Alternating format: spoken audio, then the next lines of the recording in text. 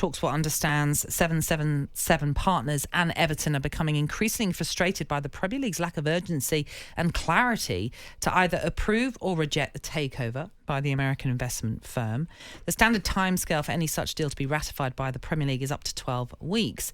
In the meantime, 777, who have attended all of the club's games and will be in attendance at Brighton, have loaned Everton more than £150 million to help with day-to-day operations and building their new stadium while the takeover progresses.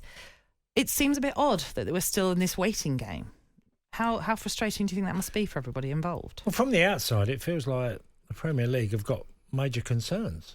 This is why it's taking the length of time, because if it would have been rubber stamped quite quickly, I think the Premier League would have gone, yeah, everything's in place, seems good, we've done all our due diligence on this club and these people that are looking to take over. But that hasn't happened very quickly. But then, I mean, and maybe this is because we're not being given that information publicly, but is that also an issue in itself? Why are the Premier League not?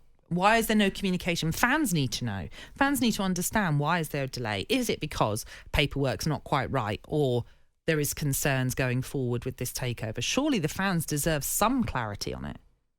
Don't know on that one. No? I think the outcome is the most important thing.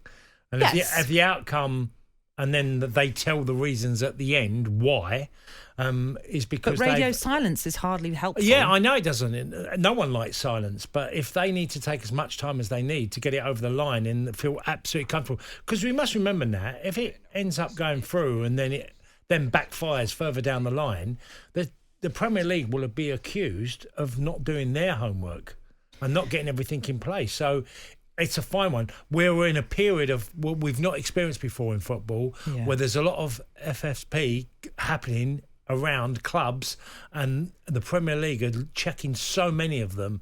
And I think clubs are frightened, the Premier League are frightened of, where does football go if we need to get this absolutely spot on at every football club we're working on. I mean, the Man City one's the obvious one. It's gone on for years, and that's UEFA-based as well, isn't it? So it's a real problem. Obviously, with Everton, they have their FFP a second charge that they're going to have to deal with, but also there are the original FFP charge and punishment and appeal that we still don't know what's happening with that. So we've no idea if the 10-point deduction will stand, if they'll get some points back, for example. It's still very much up in the air.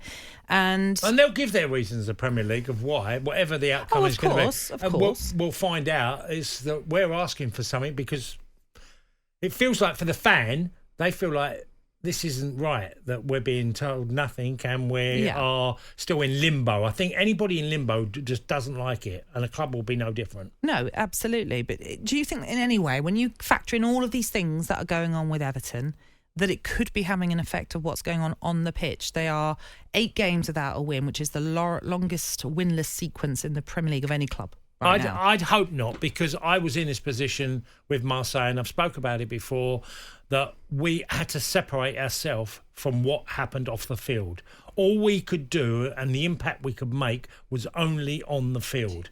Every other avenue was nothing to do with us. So I'd like to think the Everton players, manager, staff are all involved in just about what happens when they cross that white line.